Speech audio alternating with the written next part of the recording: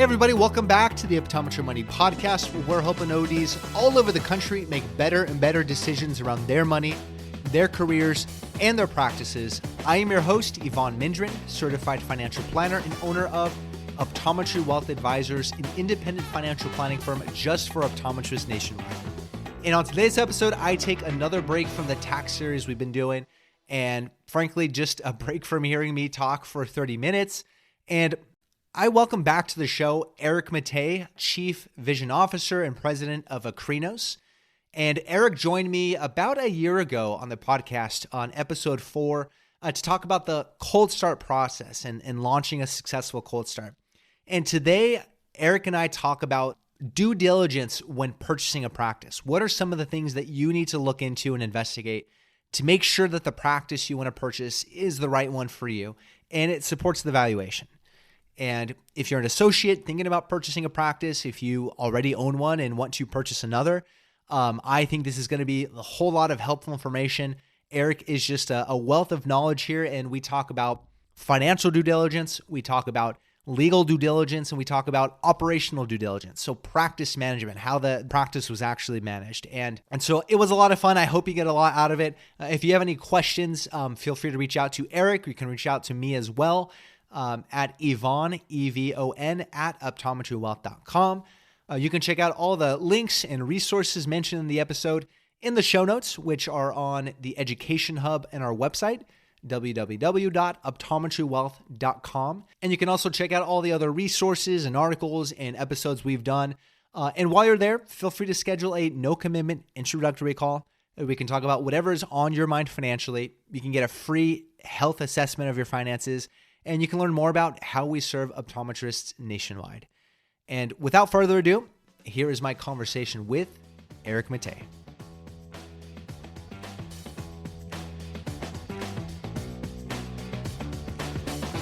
Welcome back to the Optometry Money Podcast. I'm your host, Evon Mendrin, and I am delighted to welcome back to the show Mr. Erich Mattei, President and Chief Vision Officer of Akrinos. Erich, thanks for coming back on.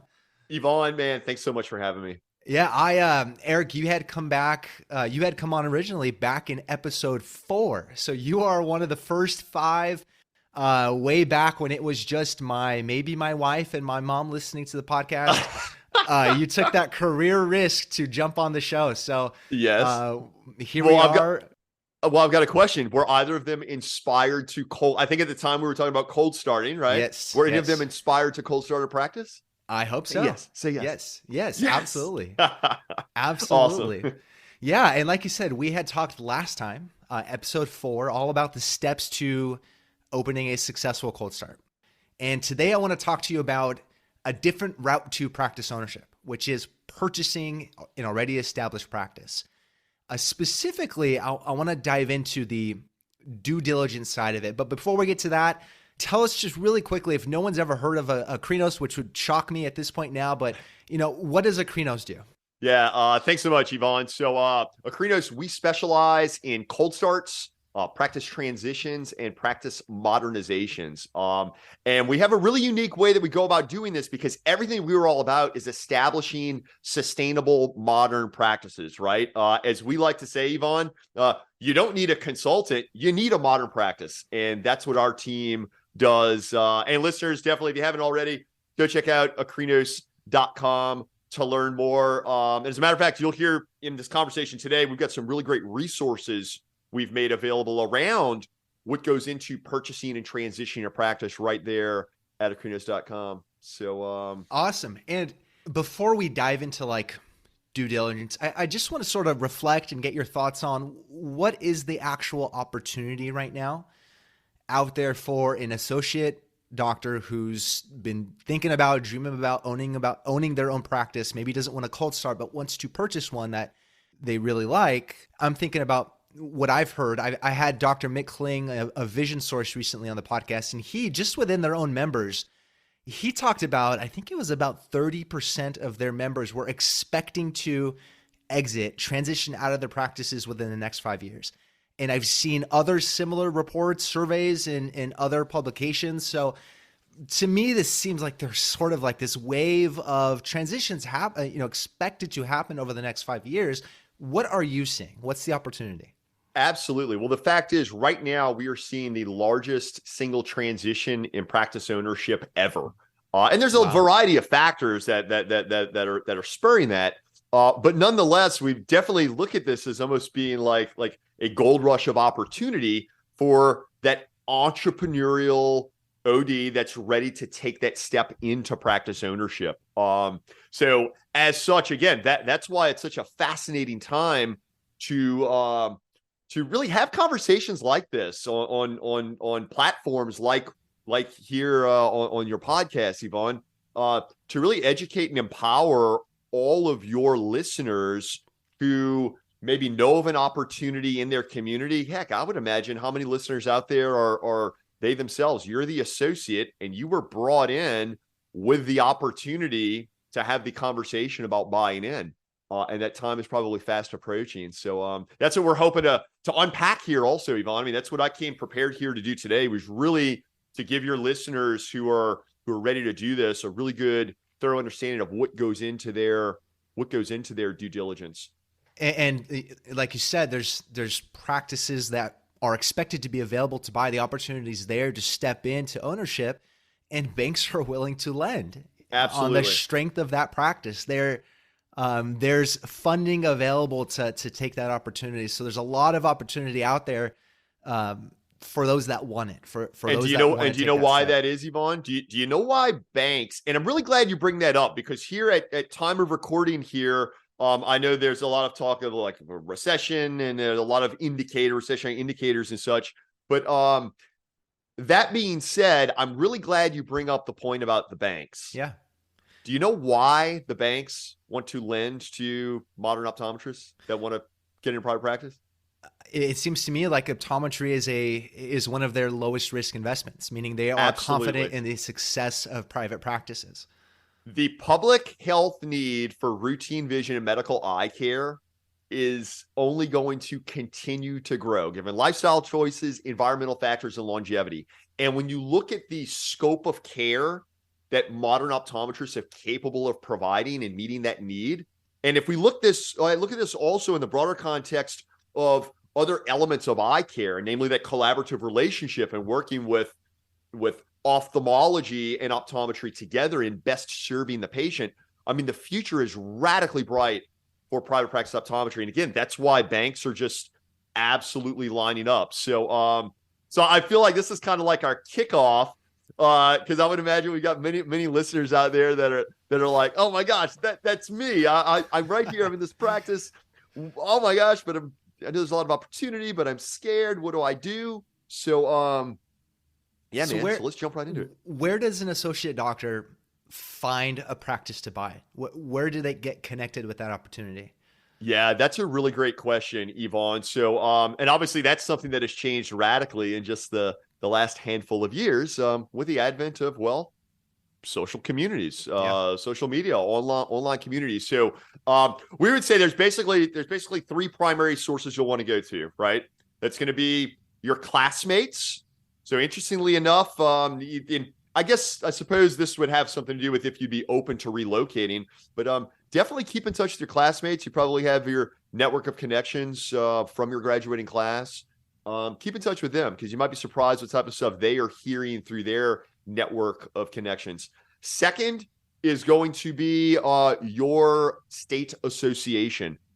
Advocacy is extremely important, right? And just side note, for all you listeners out there, if you're not already involved, definitely get involved and support your state association. Get involved and support the AOA, PAC, those entities that are really going to bat for public health, right? They're really the ones that are going to advocate for the changes to healthcare so that modern optometrists can deliver this full scope of care to the patients who want it, who seek it, right?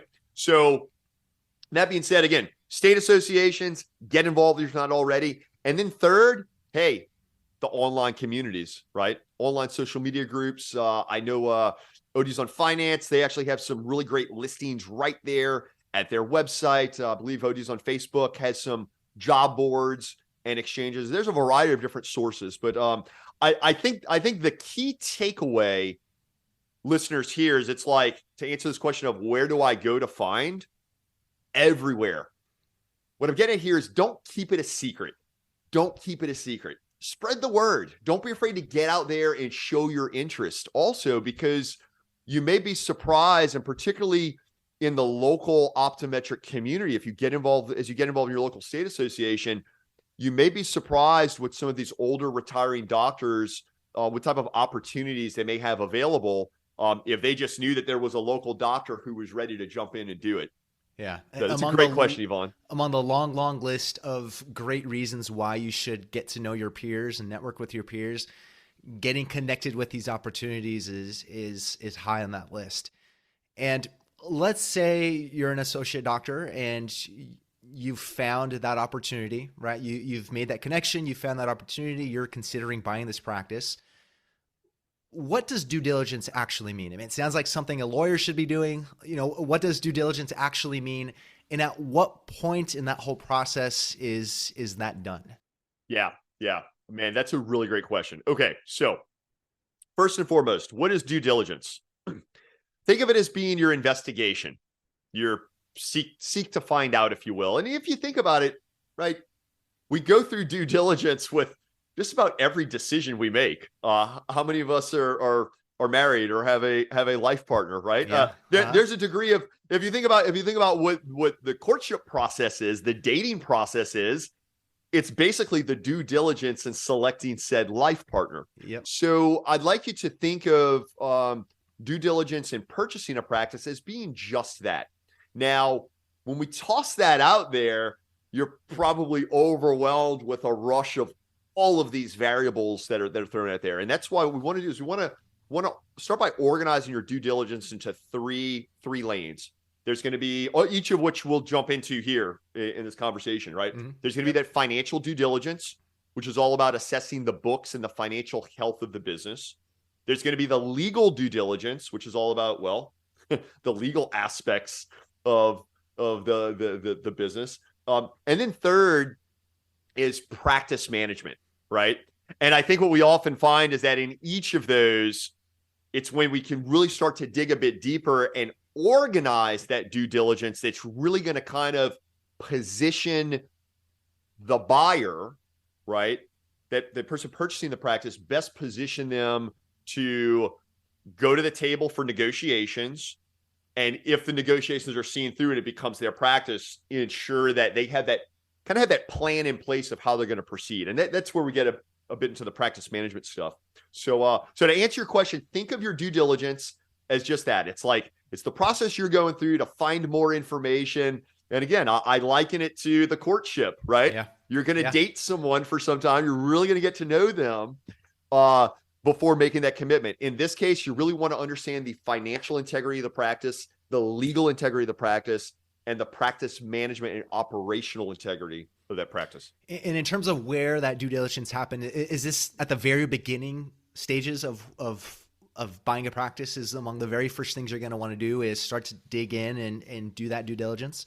I pretty much immediately. Okay. Pretty much immediately. And now I will say this, it's going to vary, Evon. It will vary. Oftentimes it's going to vary depending on kind of how this opportunity is presented, right? Because I will say this, for those listeners out there that are the associate and you've been the associate for, hey, you were hired in 2 years ago and you were hired in saying, look, if we hit the 24-month mark, let's have a conversation about ownership. If you are that person, then obviously you're in a position where that owner wants you to ask them out on the date, right? That owner wants you to get serious. I can't tell y'all how many stories we've come to be and cases we've come to be acquainted with, whereby owners are making decisions at times because they did not know of the associate's interest. It's really kind of shocking when you think about it. Like, it's almost like each party, the owner is waiting for the prospective buyer to make the first move, and the prospective buyer is waiting for the owner to make the first move. And then meanwhile, we're both wallflowers, and then the end of the night happens and the lights go on. It's time to go home. Yeah. right? I mean, if we think back to the high school sock hop, Yeah, it's so funny how we're likening all this to date. Yeah, right. Because I think whoever you are, however old you are, and wherever you are in your journey, we can all think back to this process. Right. So when to start it? If you are the associate in the practice, immediately. Yeah. Absolutely immediately. And by the way, if you're wondering like what type of stuff to ask for, we're going to jump into that shortly. You can go to the site, you can Google a lot of this stuff too, but go to Akrinos.com. We got a ton of stuff organized for you. If you are not employed in the practice, generally want to start with just like hey, how are you? Typically a casual phone call will do to kick off the process. But no, I will say, if you have heard through the grapevine that there are people that are looking to sell their practice, that seller they want you as the buyer to go in and take the reins, ask them for that stuff. Yeah. So as far as starting the due diligence, I mean, from the get-go.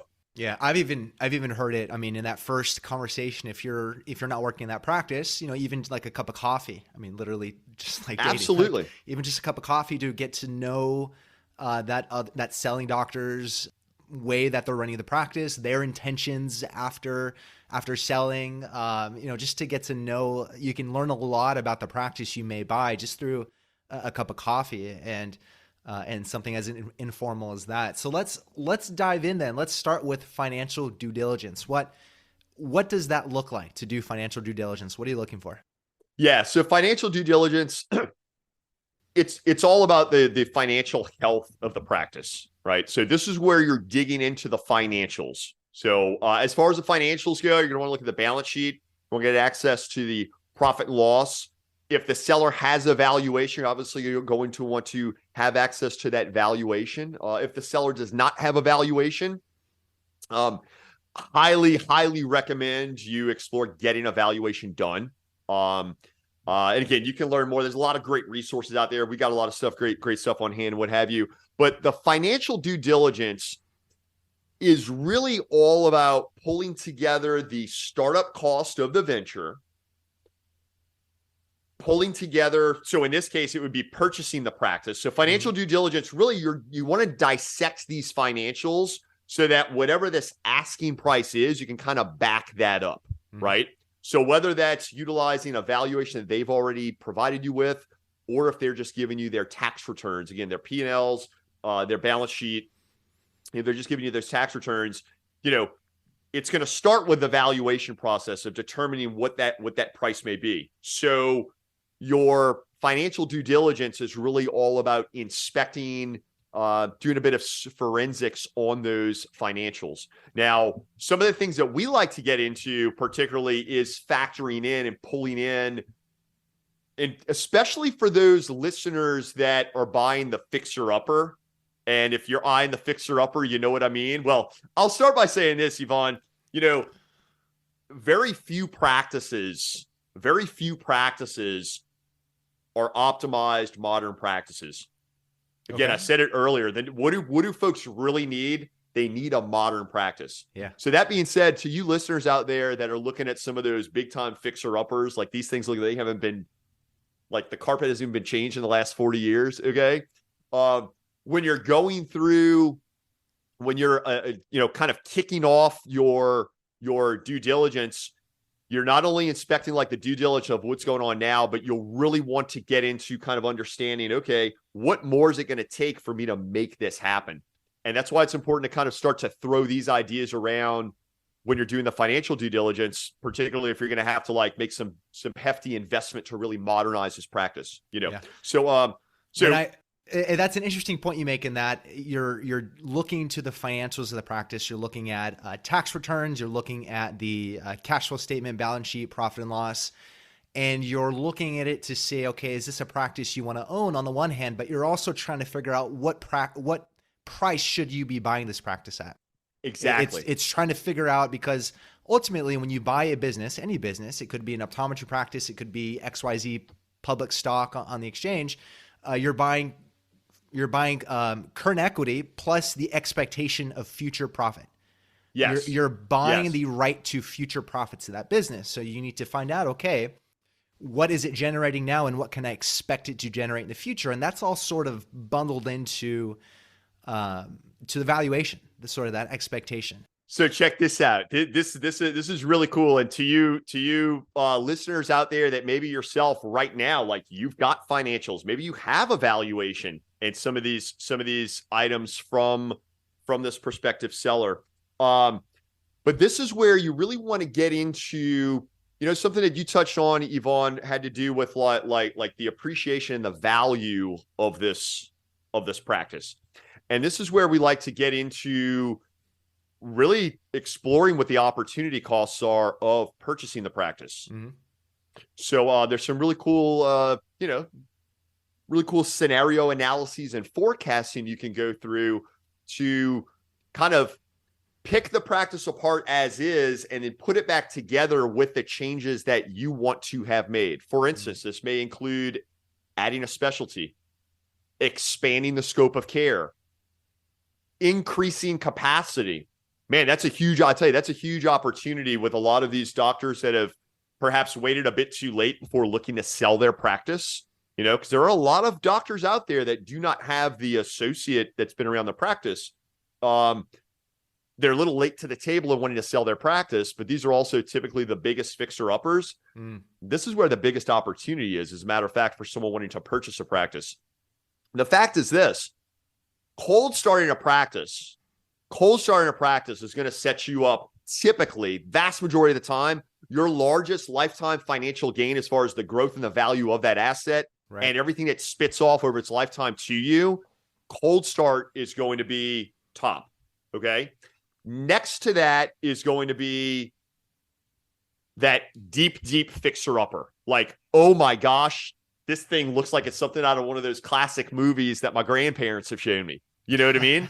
That actually, even though it's arguably to many the least appealing, that's actually going to be the next one that would get you the most financial gain over the course of your career. Okay. And then the one that actually is going to give you the smallest ROI over the course of your career is going to be you purchasing or buying into the modern practice. Yeah. So, and I say it from the standpoint of, I know our listeners here are coming from a financial management, long-term financial gain and wealth creation and stuff like that. So it really is important to understand, if we're talking about getting into ownership, if you're looking at it, and we're wanting to look at the dollars and cents in the doctor's long-term financial plan to understand cold start is going to provide you the highest ROI. Those deep fixer-uppers, like the really nasty ones, believe it or not, they're actually going to give you the next highest ROI.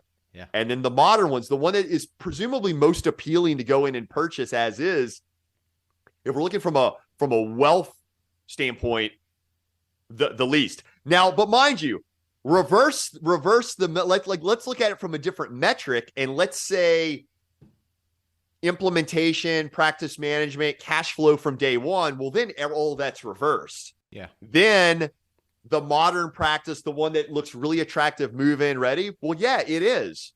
And you're going to be able to pay the bills and you're going to be able to probably make a nice living. But the fact is, depending on how modern it is and how much it's already hitting its potential, is going to kind of pose like, where are you going to be able to bring it from here? As opposed to like that cold start, it's all upward. And then obviously the deep fixer upper somewhere in the middle. And that makes perfect sense when you think about just the amount of risk that goes into a brand new cold start. You should expect the highest return starting that from scratch and owning that throughout its lifetime. The most established practice with a lot less to fix up, you should expect a lot less risk. The profits are more predictable and a higher valuation.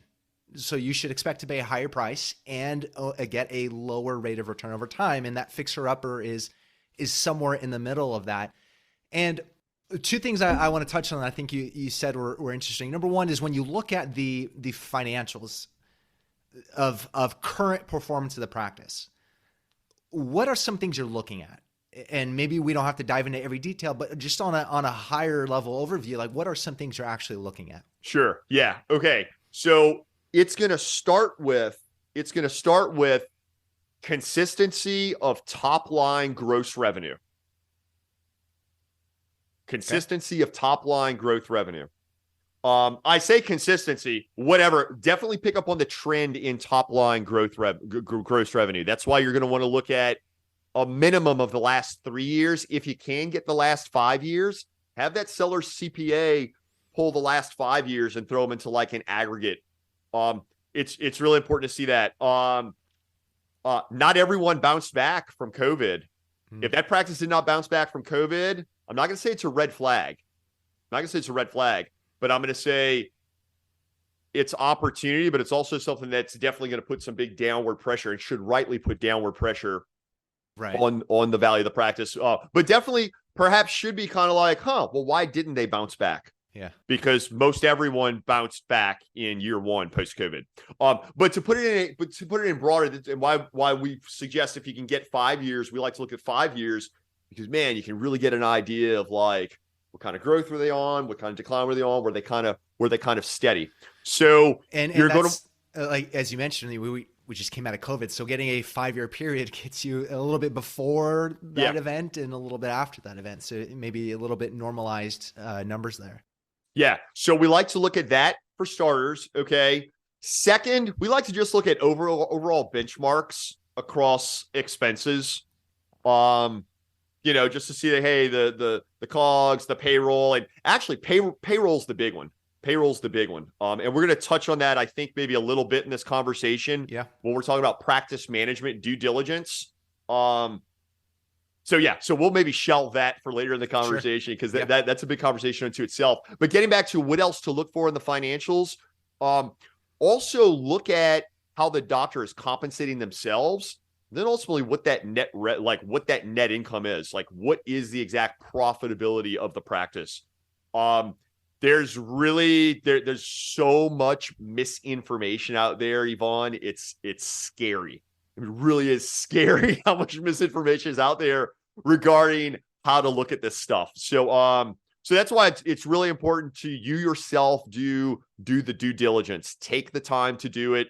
Do not let that seller lead you, just drag you around and think that everything they're saying is and I know you and I were talking a bit before hitting live. We've each recently had instances where these young modern ODs that have really great opportunities, really cool things going on, man, a lot of misinformation out there. And I would say do it yourself and use the professionals in your life to help you sort through all of this. Especially with financial statements, it can feel daunting not knowing what to make of the numbers, especially if this is your first time going through that or just not really being familiar with financial statement analysis, even some of the basics. So definitely work with the professionals in your corner to make sense of these numbers and ask yourself, why are these numbers showing up the way they are? What's the story behind them, which is what you mentioned earlier. Why is this the way that it is? I wanted to toss one more thing out there with before we leave financial due diligence, and that is when you dissect these numbers and then you put these numbers back together, okay, it's important to also factor in your debt service requirements, right? And what are debt service requirements? This is what you're on the hook, right? Unless you're sitting on a pile of cash because your uncle left you a bunch of money, you're probably either going to the bank or you're entering an owner financed deal. Yeah. So before, that is one of these key elements of that financial due diligence is to be sure that you're factoring that in the financial viability of this thing moving forward, inclusive of what your debt is going to be, right? Yeah. Because just a vital element. Yeah, and I think that's important. Don't just look at the profit and loss, look at the actual cash flow story of the business. What is happening with cash flow coming in and going out? And from a bank standpoint, all they really care about is, can you cover the expenses of the practice, pay yourself a reasonable wage, and then cover the debt? And that's something you need to be concerned about too, is do you have enough cash flow in that business to pay the expenses, pay yourself a reasonable wage, and cover all that debt? And is there any free cash flow left over? So I think that's such a good point. And then you talked about forecasting the future, and that's sort of like your sandbox of like seeing what is the opportunity there. And one last question I want to ask about, and we'll move on to the other categories, is Sure. how much do you take possibility into account when purchasing a practice? Because I feel like you shouldn't buy a practice based on possibility. You should buy a practice based on what it's doing now, and then factor in future profit from that. Like how much do you factor in the opportunity or possibilities when purchasing a practice? So as far as the valuation goes and negotiating around the valuation, the future means nothing. Yeah. Okay. Right. As far as, so for all you viewers out there that are being told by a prospective seller about, oh, there's all this great stuff on the horizon in the future. No, and by the way, the bank doesn't care about that. Right. Right. It's all about past performance. It's all about past performance. But I will say this: if we now break out of, okay, we're just assessing if I should be buying this little machine that prints money right now. If we were to break out of that and think about modern optometry and really what this is all about, right? Because entrepreneurship and folks that want to get into practice ownership, it ain't about the money. It's about the vision. Yeah. It's about the vision and serving communities, providing the scope of care that you want to provide, and building a legacy, you know? So in that regard, that's where I'll say, as far as the valuation of what you're going to negotiate to pay for that thing today, all that matters is past performance.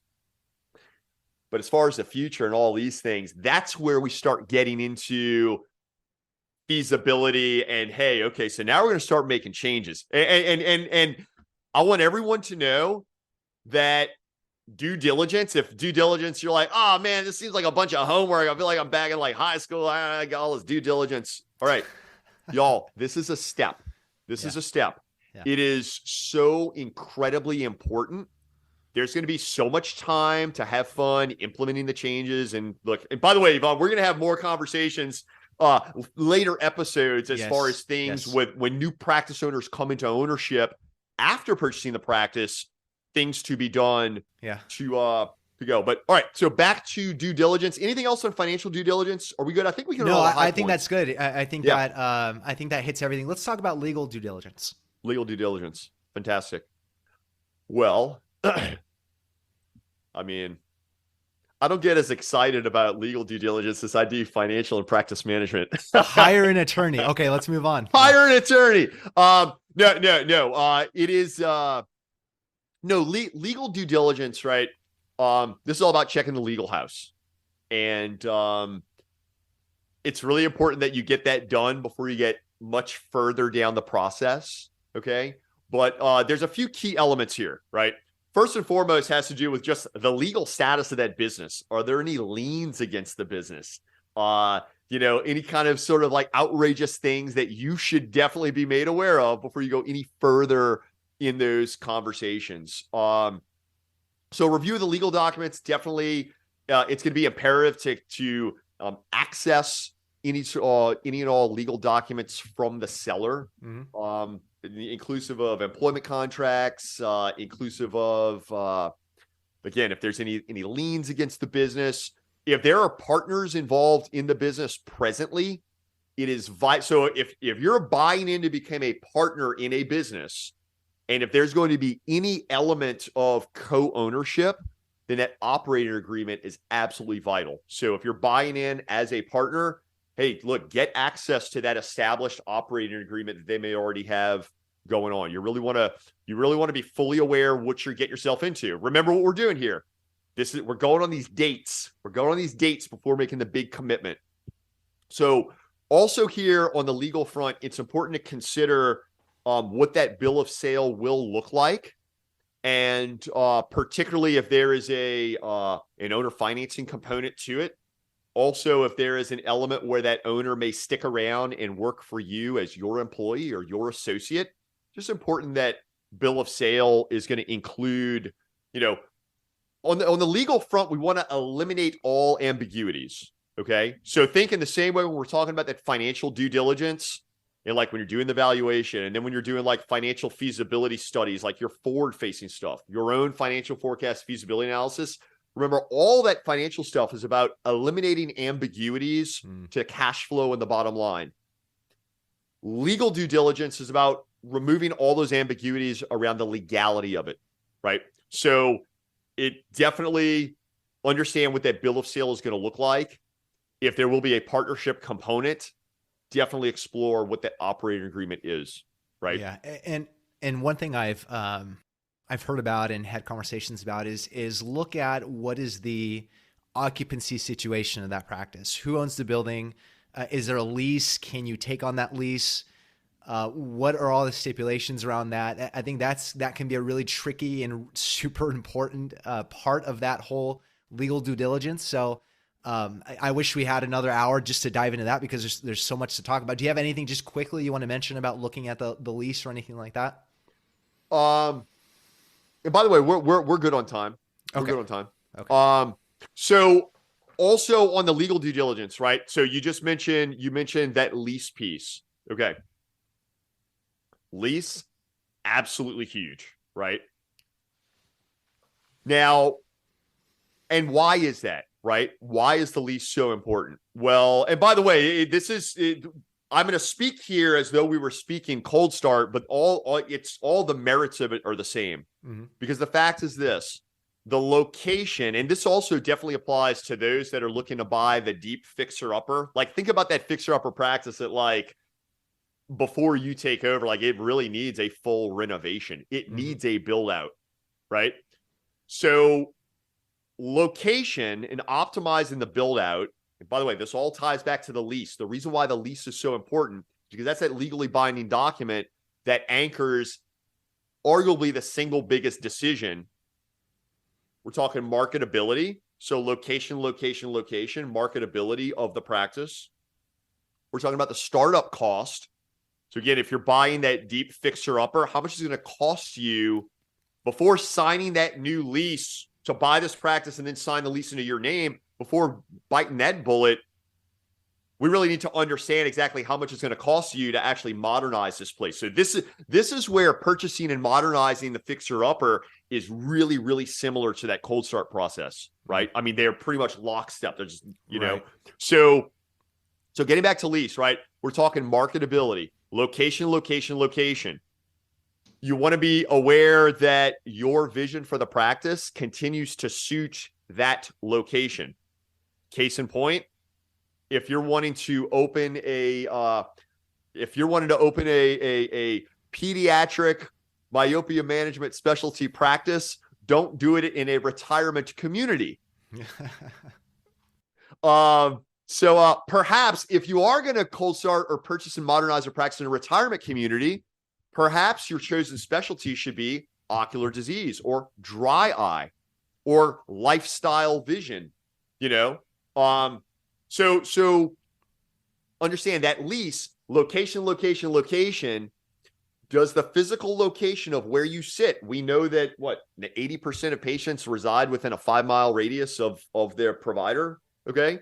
So we want to be sure that location suits the vision. That's why the lease is important. Second reason lease is important, the build out cost. How much work is going to have to be done in that space? For those of you listeners that are exploring a cold start, if you're starting to really, really weigh that option, you know, when you're looking at space that has nothing, if you're in a strip and you're looking at a space that has nothing in it, we call that a vanilla shell or a gray shell. What does that mean? That thing needs to be fully built out. Yeah. These build out needs, even in the context of purchasing a practice,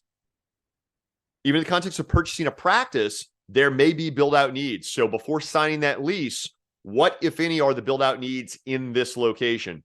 The third regarding the lease is the terms of the lease. And the terms of the lease themselves gets into really complicated, really, really big, thick, deep hours long conversation Yes. that I'm not the person to have that hours long conversation with. I'll be a part of that conversation, but that kind of stuff just kind of gets to boring me to tears sometimes.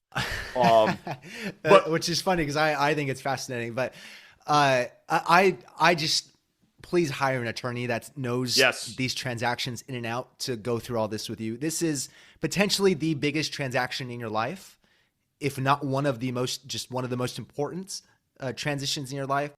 Get the help you need to go through all these things properly from the very beginning. One more thing I want to ask about the location is that if the location's owner, if the location is seller owned, and it's often from a tax planning standpoint to sell that property the next tax year or a later tax year than selling the practice. Sure. To not have all those taxes appear on the tax return in the same year. Is there a way that a buyer can protect themselves to have first right of refusal to purchase the building down the road? What have you seen from there? Absolutely. So those are types of things that then also might be, remember we were talking about bill of sale? Yeah. Those are types of things that can be a clause or part of the appendix in the bill of sale, language like that, as well as written into the lease. Well, you're more the tax strategist than I. than I. But I will say this. You brought up some couple of really interesting points there, Evon, about like, hey, hire an attorney, hire an attorney that knows what they're doing with the stuff. It's really important that people surround themselves with a team, right? Like, and I like to use this analogy of, as a doctor, think of that rock star team that's going to ultimately bring that day-to-day vision to reality, serving patients in the community. Yeah. Right? You can't do it all. You don't want to do it all. Yeah. Don't be an expert in it all. You want your scribe to be the expert in scribing and updating and annotating all your stuff. You want your optician to be the absolute best person in the office doing everything, right? So that's what you want. You want to build your team with people like that. Not that we're talking about building a team. Other topic for another time. Yeah. But getting back to it here, you mentioned the attorney. Okay, it is so vitally important. And I think something that a lot of folks, a reason for the fear that a lot of folks have when going into this is because they're trying to do it all. Yeah. They're trying to become experts in everything. Right. They're trying to do it after hours because they work full-time jobs and many people have families. So utilizing the team, utilizing your legal counsel for the lease review, but it's also important, and I'll say this is where legal and financial comes together, is where you want to look at the lease. Remember, that location is so vitally important. Why? Location. So marketability. Is that the community that my vision can really take flight in? Remember, y'all, if you want to do VT and work with peds, don't go buying a practice in a retirement community thinking that you're going to modernize it with peds. You're not going to make it. Okay. And I would like to think that the bank would say that's a dumb idea, but maybe the bank won't. Why? Because the banks don't know eye care. The banks know finance. Yeah.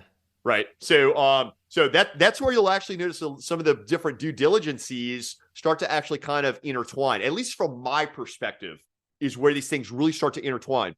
But what's important about that lease is that your attorney is going to be able to be sure that like there's some basic tenets that are met in that lease. But as far as like actively negotiating that for a modern eye care practice and really factoring, it's important that all that stuff is factored into your financial pro forma, which has to do with what? Remember, I said a lot of these things really start to come to touch one another, at least from our perspective, So that's where you'll want to look at this lease and say, okay, hey, the sustainability of this lease, and also what this lease is going to look like as you ramp and perhaps gain traction to hit heightened levels of capacity. Like these are all a lot of things that come on, a lot of things that go down. Evon, do you know what, if we were to poll a room of 100 cold starts that are in their third or fourth year of ownership, What do you think among the number one things they would have done differently when they launched? More space. More space. You nailed it. By the way, listeners, I did not say that. So you're hearing the same thing, because I know we get a lot of the same modern ODs that are reaching out to us, right? And which is interesting, because you, on the one hand, you want to sort of balance having fixed costs that are feasible, but you also want to think a few years ahead to say, okay, can I give myself enough room to expand and to grow into this location? Especially if you're signing a multi-year lease, you got to think about the end of that lease, what that looks like. And as you mentioned here, like you have to, if you're projecting out the future in an analysis, you got to look at, when does that lease end? Am I going to outgrow it? And what's that next step? Am I moving elsewhere? Do I need to purchase? What does that next step after that lease look like? Depending on my adjustments to the business based on my vision and scope for scope of care and who I'm serving. So it's such an interesting mix of, all these different forms of due diligence sort of mixing together. Absolutely. Yeah. And it's really, and I don't know if it would have been exactly like this X number, so many years ago, because we're seeing so much radical change in eye care, right? We're seeing so much radical change in eye care, in optometry, the scope of care that modern ODs is in their wheelhouse. Oh my gosh. Yeah. I mean, we got here I am sitting here. So, we're a remote team. I'm based out of New Orleans, and we have clients all over the country. Right.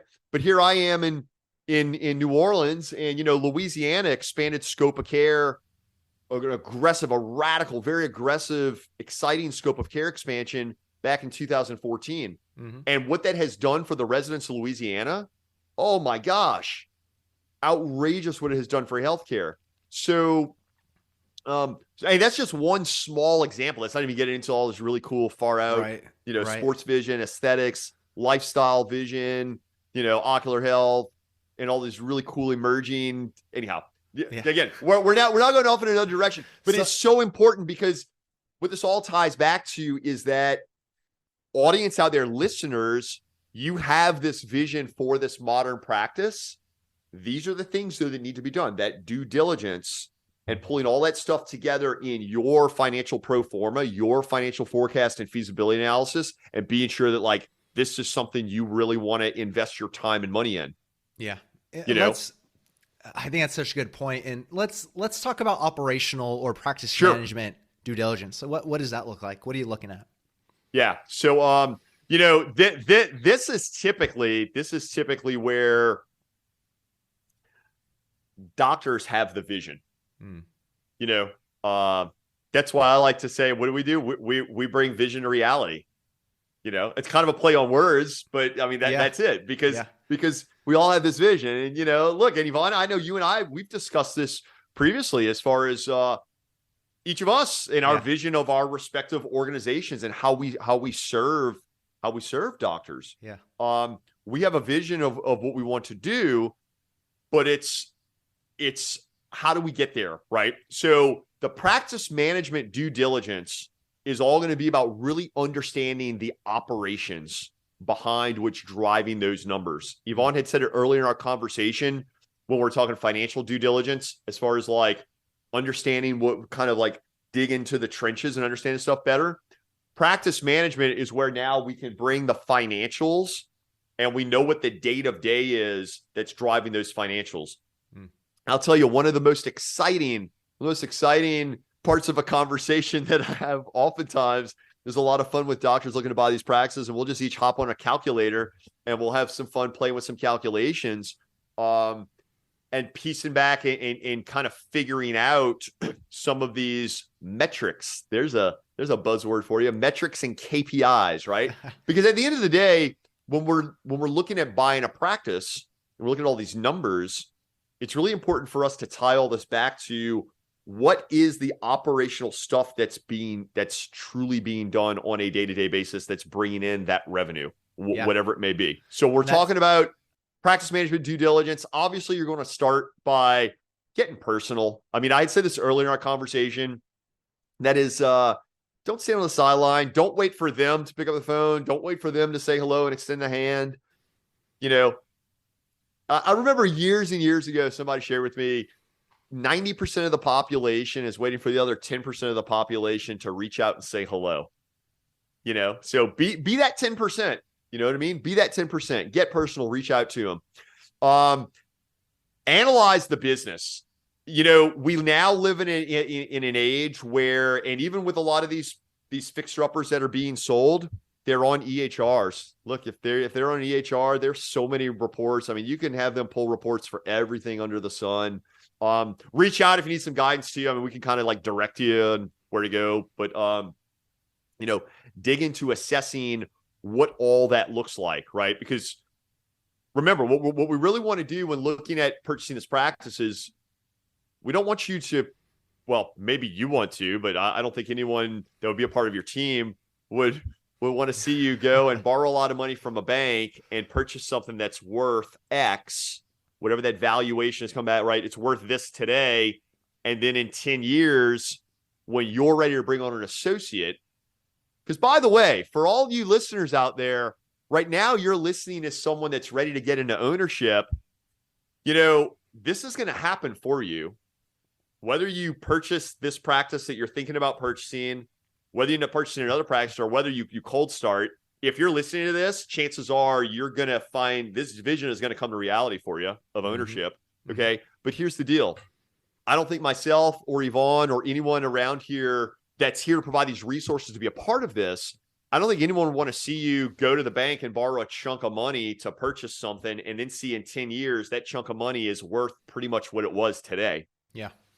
Right. We want to see you go and purchase a chunk of money, and then in 10 years, when it's time for you to bring on the associate, to bring on the partner, we see that your asset has appreciated, and now you've got something valuable for them to be a part of. So It really all ties back to analyzing the business. So, KPIs, metrics, understand what all those key drivers are.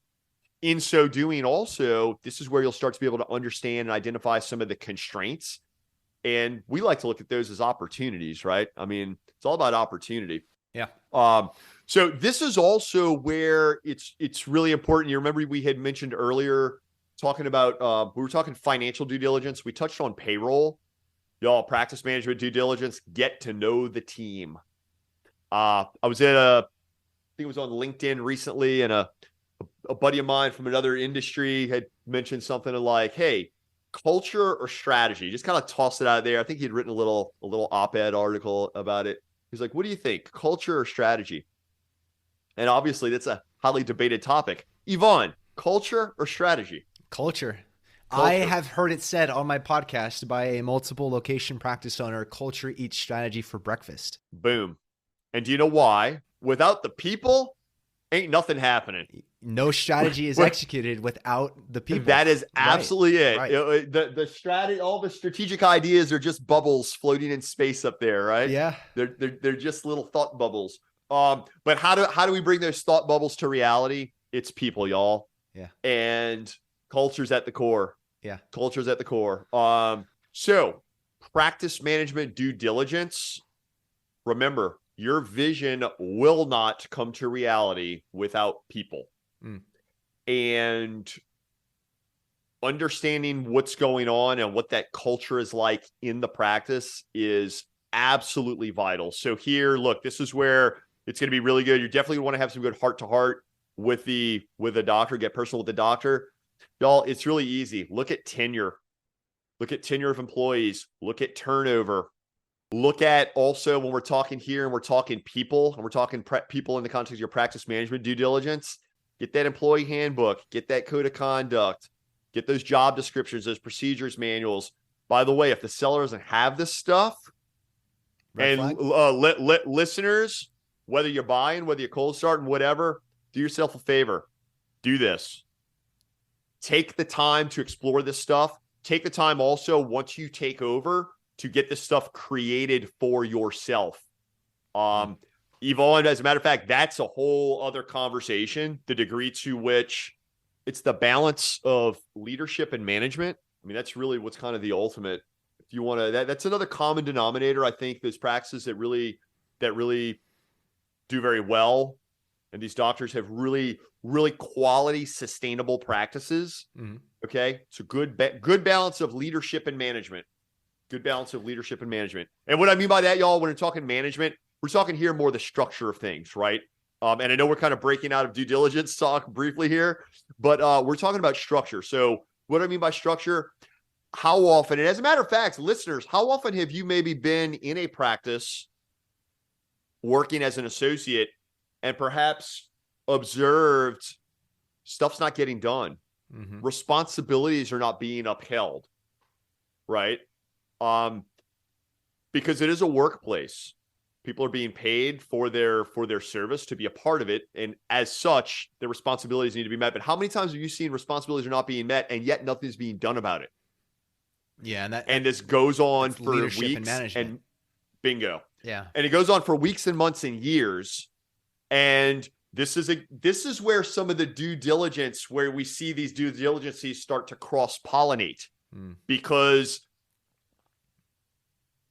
that type of stuff can really constrain a practice. It limits so many things. It limits bandwidth for change. I mean, it just on so many levels. So your practice management due diligence, get to know that team. Get to know that team inside and out, understand how they're compensated, understand all their HR systems. As I mentioned, review that handbook, that code of conduct. Because I will say this, we talk a lot about tenure, and I know some folks are like, oh, well-tenured team. Oh, that's beautiful. That's awesome. That's a dream. Well, if it's a well-tenured team because ownership has not had any sort of managerial conversations, has not had development conversations, they don't do, do they do a weekly team meeting? Is the team engaged? I mean, y'all, like this. Yeah. Yvonne, I feel like we can go another hour now, man. I mean, you're talking about should there have been more turnover because of the leadership didn't approach their leadership or management responsibilities right. But then there's also, I mean, has staff pay creeped up to a place that's not really in line with market wages simply because they've been tenured a long time. So there's all sorts of things I feel like that Absolutely. can come into that. Tenure can be really good or tenure can be really bad. I like the way you frame this initially in that the financials are the results. They are telling you what happened. And when you're asking yourself why, as you're looking through those financials, well, this operating due diligence is going to tell you why. The operations and practice management of the practice, how that machine's running, is telling you what created those numbers, what created those financials. So that's so important to mix those together and say, okay, I'm seeing the results here in the financials. Why did this happen? And you can find that by going through and doing this due diligence. And the way you're describing it is there's some of those quantitative stuff like KPIs, ratios about staff efficiency, OD efficiency, schedule strength, all this type of stuff. But then there's sort of qualitative, like getting to know the staff, finding out the culture. What are the processes like? Will the staff stick around if there's a new buyer? Will they leave? Are they receptive to a new leadership? There's all this sort of extra qualitative stuff that comes with getting to know each person, like personally, like, person to person. Absolutely. But it doesn't stop there. I mean, Practice managers due diligence goes even further because I realized we didn't touch on some more parts, right? Equipment. Another really big thing. Like what's going on? Equipment. Operations that flow. Vendors, labs, optical labs, right? If you're gonna have a dispensary, get into all that stuff. But getting back to it, I mean, obviously, look, ton of stuff, inventory as well factored in there. The integrity of the inventory, the saleability of the inventory, and Yvonne, it's through all of this that you really want to kind of pull all these things together. Again, as you mentioned a moment ago, like the financials are the output and the operations are kind of the input, like what's driving, understand what's driving that. And I think from there, it's really a matter for doctors, for those listeners who are like, hey, should I be buying this or cold starting? From there, it's really a matter of assessing what that opportunity cost is. Yeah. That's a good way to put it. Well, We've talked about quite a bit, and I think we could go an hour on each of these topics: financial due diligence, legal due diligence, operational due diligence, and how all these sort of intertwine. What are some just final thoughts that you want to leave with an associate doctor that's thinking about going this route? Yeah, man. Final thoughts. At least you didn't say final one thought, so maybe I can at least kind of like throw a couple, share a couple of thoughts. Thoughts. What do you got? Yeah. So I'll start with this. The future is incredibly bright. Yeah. The future is incredibly bright because the fact is this, y'all. Let's face it, uncertainty exists, and in the face of uncertainty, we're either going to stand there in fear. And in standing there in fear, we tend to be a bit more reactionary in our behavior. And in standing there in fear and reactionary behavior, perhaps we can become negative and a bit jaded about things, right? Or in the context of this uncertainty, rather than embracing the fear, that's supernatural, right? I mean, like we're talking fight or flight. Right. Okay. So we are truly... like we're talking about the premise of life as we know it, fight or flight. So in the presence of uncertainty, it's natural for that fear to rise. And I think in the business context, for doctors who are considering getting into practice ownership, in the face of the uncertainty of practice ownership, there's a whole lot of fear. In the context of the fear, a bit more reactionary behavior. And when we're reactionary in our behaviors, we can have a tendency to not make the decisions that are truly in our best interest. So that's where I would invite listeners, as you're standing here, ready to take that leap into practice ownership, as you stand in the face of that uncertainty, embrace it as an opportunity. Because when you stand from a place of looking at uncertainty through the lens of opportunity, you're going to be proactive in your decisions. Yeah. Right. And what we've just laid out here with the due diligence, the financial due diligence, the legal due diligence, the practice management due diligence, we have now taken a whole lot of that uncertainty and it's just like disintegrated right before us because now we've got answers, right? We've eliminated the ambiguities. So this was a great talk, Evon. Thank you so much for having me on, man. I hope you listeners out there got some good insights and hopefully some inspiration along the way too. Yeah, I love that. And like you said, Eric, there's so much opportunity out there. And as you're evaluating this, as you're doing your own financial feasibility, because a lot of my thinking comes back to the finances, you can plan around the risks, a lot of the risks, not all the risks, but you can plan around financially around the risks of business ownership. And don't just look at the risk of taking on additional debt. Look at the opportunity that comes with the financial situation that you'll find yourself in after practice ownership too. What is the additional cash flow you're going to see? You might find yourself in the same or better, hopefully better position as a practice owner, even in light of all that debt. And so I think that's great. Look at the opportunity. Don't just evaluate the risk. You got to look at all that together. And Eric, I really appreciate your time here. Where can people find, follow, and learn more about what you are doing? Yeah, y'all can reach us at akrinos.com. And if you haven't already, go find us on the socials. You'll actually find we put a ton of great educational content like this out there. Facebook, LinkedIn, Instagram. Got it. You are everywhere. So we will put everything we can in the show notes here. But we will catch you all. For the listeners, we'll catch you all on the next episode. In the meantime, take care. Want more resources to help master your money? Check out the Education Hub on Evon's website at optometrywealth.com. Evon Mendrin is a certified financial planner and owner of Optometry Wealth Advisors, a California registered investment advisor. All opinions of Evon and his guests are their own. This show is for informational purposes only and should not be relied on for specific investment, legal, tax, or other decisions.